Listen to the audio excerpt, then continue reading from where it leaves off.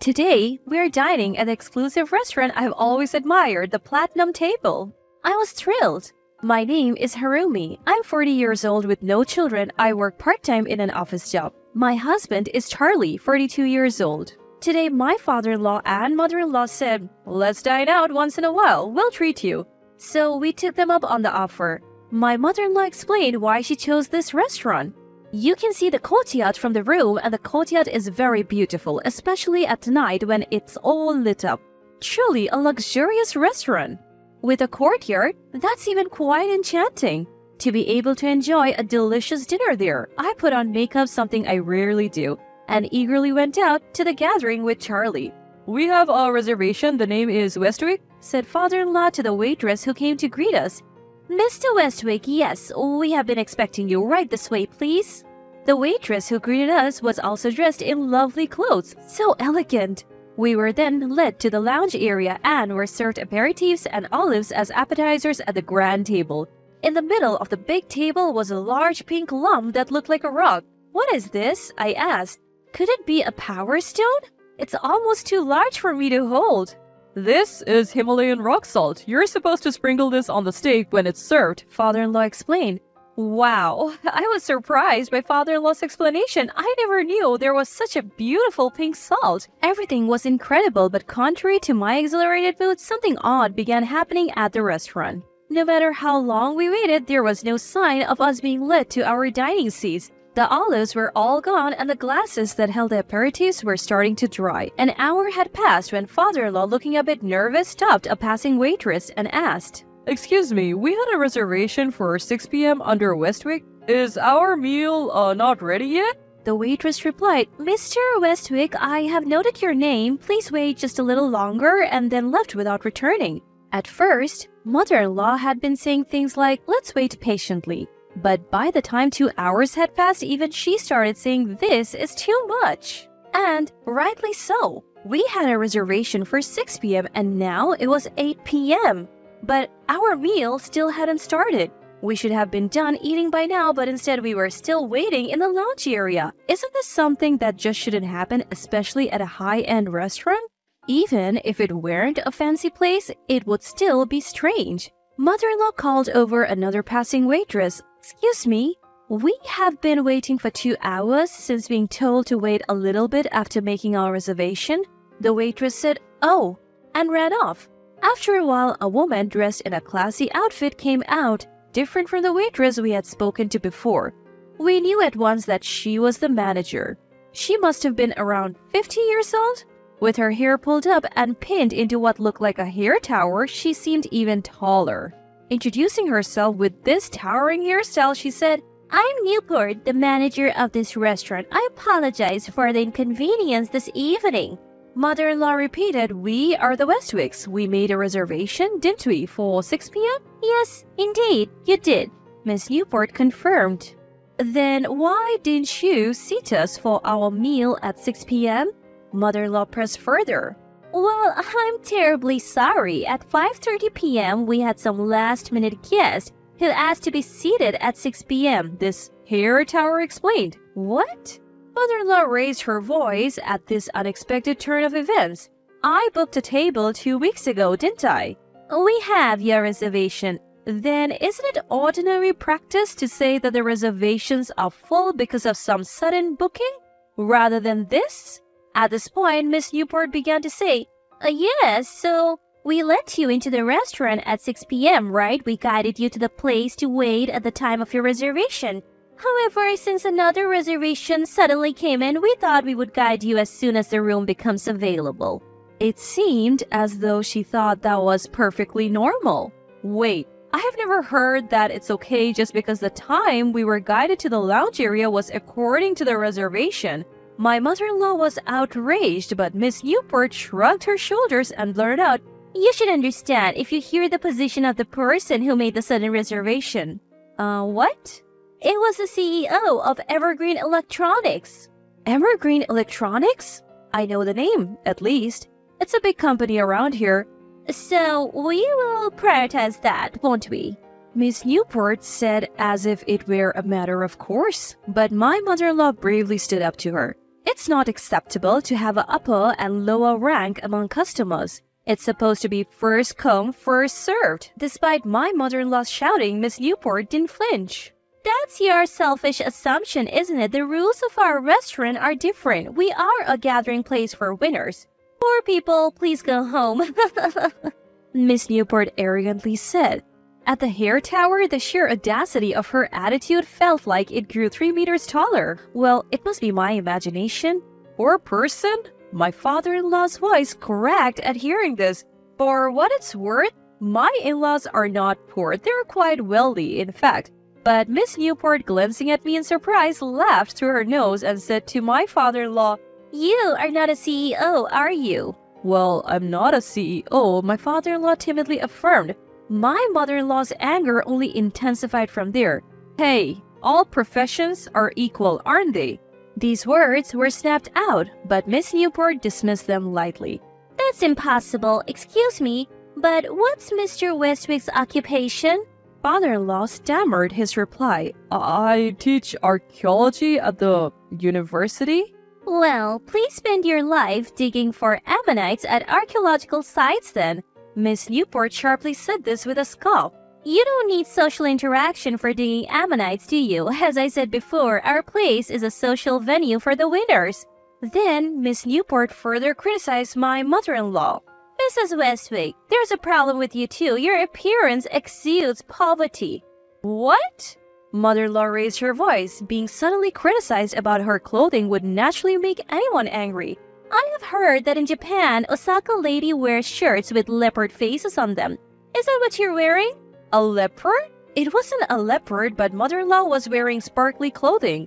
By that time, Miss Newport's gaze had completely shifted to looking at them as low income. "Oh, how distasteful. Osaka lady must haggle in department stores too, right? Wearing those kind of clothes." "That's an awful prejudice. I'm from Japan, so I know, but there really aren't people who haggle in department stores. And for what it's worth, the clothes described as what an Osaka lady might wear are likely branded and expensive. Everything, professions and all, is built from prejudice in Miss Newport's mind." "Poor people should go to the drive-thru of a fast food restaurant. Your table might be ready around 10 p.m., I was thinking. But a rushing poor person is out of place here and has spoiled our mood. Please go home." Then Miss Newport said to the waitress behind her, "As soon as these people leave, make sure to sanitize. Poverty attracts more poverty, you know." Mother-in-law angrily stood up and said, "Enough, we're leaving." Really, the nerve of her! I have never felt so disgusted. Eventually, the four of us discussed what to do, and father-in-law suggested, "Let's go to our usual sushi bar." So we went to a sushi bar. It was quite upscale, and I was really satisfied, but mother-in-law continued to fume. What was with that condensation? It was so unreasonable. And what's this about an Osaka lady? I can't help but be curious about what an Osaka lady even is.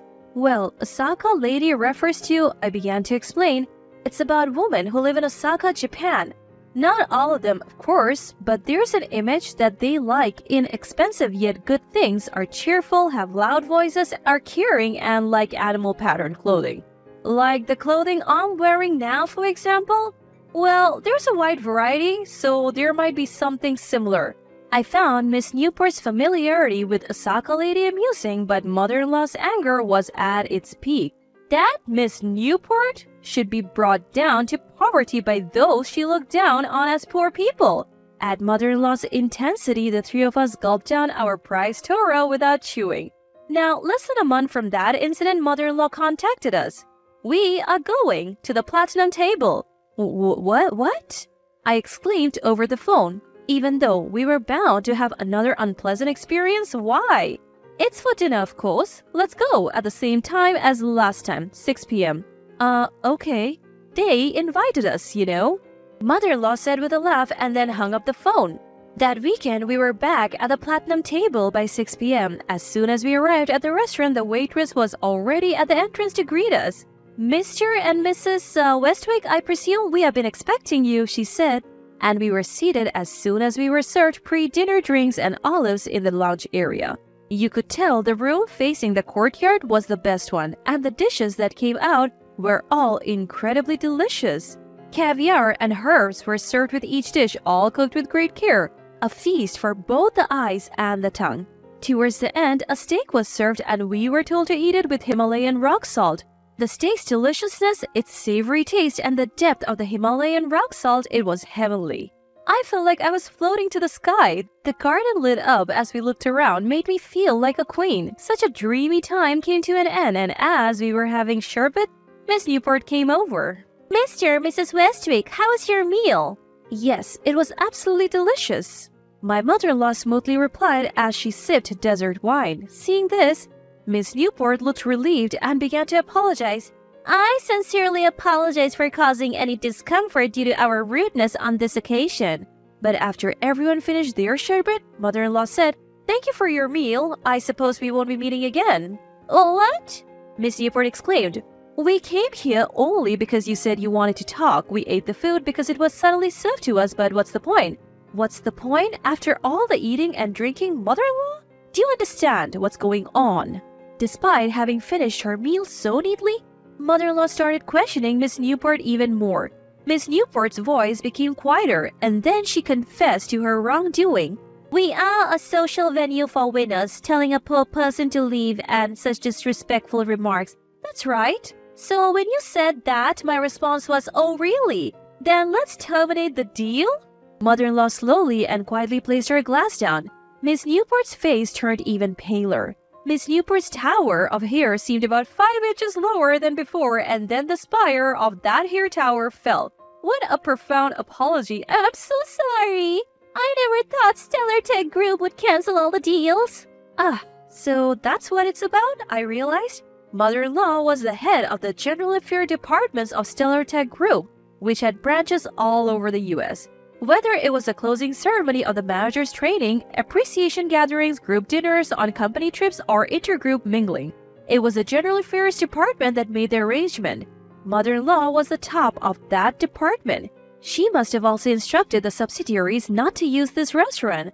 The one who arbitrarily decided that you're not a winner if you're not a CEO and not a winner if you wear a leopard print was you, wasn't it? Mother-in-law sneered and then said, Don't underestimate the General Affairs Department and don't underestimate people who aren't CEOs.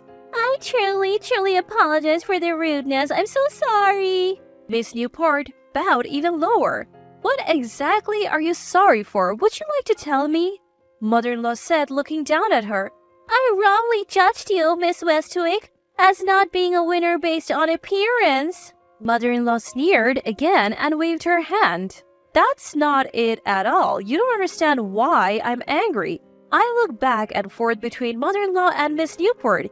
You know what? I'm the head of the General Affairs Department at Stellar Tech Group, and let me be clear about this. The General Affairs Department is like a jack-of-all-trades for the company's employees. Anything and everything comes to the General Affairs Department. No matter who it is, whether it's about their family or social life, people come to the General Affairs Department with their concerns. Our job is to be there for them and support them in whatever they need. And so when you think about it, Mother-in-law said and then slammed the table. The idea of winners and losers judging people by your own standards is incredibly audacious. Is the CEO the only winner? That's laughable. Every single person is struggling and living their life. If you're going to label them winners or losers, then unless a person thinks they have lost, everyone's life isn't a loss. You can say it's in the middle of the game, so as long as you don't think you have lost in life, you haven't lost. Others shouldn't be arbitrarily judging and meddling in that. As someone who's always been there for others, I have never judged anyone as a winner or loser in my role in general affairs. Father-in-law said, in that sense, being involved in the world of archaeology, something I've been interested in since I was a child, makes me a winner at the moment. Though ordinary, enjoying casual conversations with Hermie and having a family like that makes me feel like a winner too. I couldn't be outdone and proudly said, though it's a part-time job, I'm contributing to the company. I'm on good terms with Charlie, so I feel like a winner too at the moment. Now, about this clothing you arbitrarily labeled as poor person, oh, I'm really sorry. Do you think that being rich means only having something with a huge brand logo? And what do you mean by that? This is a custom-made piece, you know. It costs $70,000, but if you didn't realize that, isn't it your lack of discernment that caused this situation? Shall I tell you what brand it is? Mother-in-law mentioned a foreign brand that seemed out of my reach. Miss Newport somehow stifled a scream.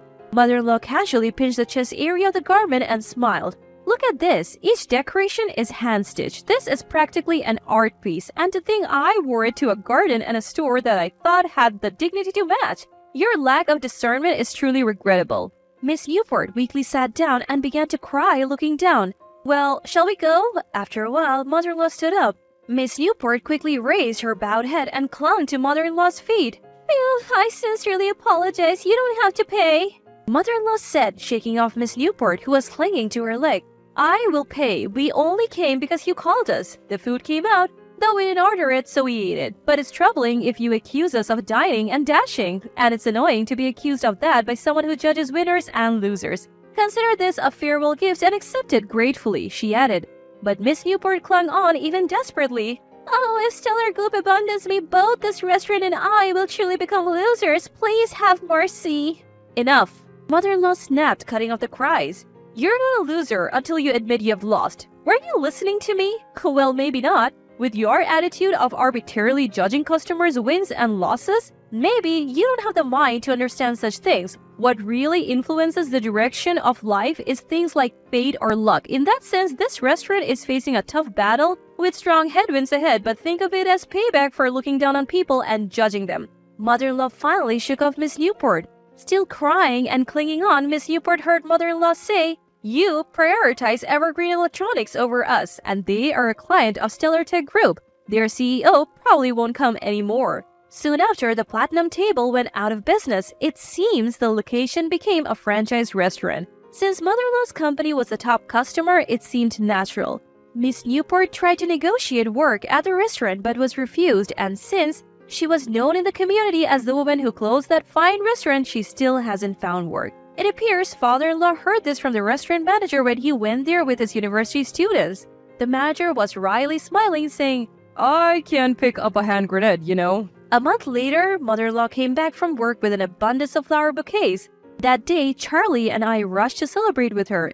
It was so much to carry home that I had to ask for delivery, mother-in-law said, delighted. The day marked mother-in-law's retirement from the company. Our employees are our greatest asset. The words mother-in-law had displayed in her room epitomized her approach to her HR work, as she stood close with everyone from part-timers to full-time staff. She even received many flowers from the part-timers. Well, I will remain with the company as a consultant for another 5 years, but after being treated like this, I wonder what face I should wear to the office tomorrow. My mother-in-law laughed. You have received so many bouquets and cards. You're blessed. Surely you're a winner at the company, aren't you? I'm far from done. I'm still in the middle of the game. I haven't won or lost yet, came the spirited reply. The cards also had words written on them. We look forward to another 5 years. I was so moved that I was on the verge of tears when mother-in-law caught me. Oh my goodness, are you crying? Pollen? It's my allergies. It's rare to find someone like mother-in-law so beloved and respected by her employees. I believe she will continue to be my proud mother-in-law. That's what I thought.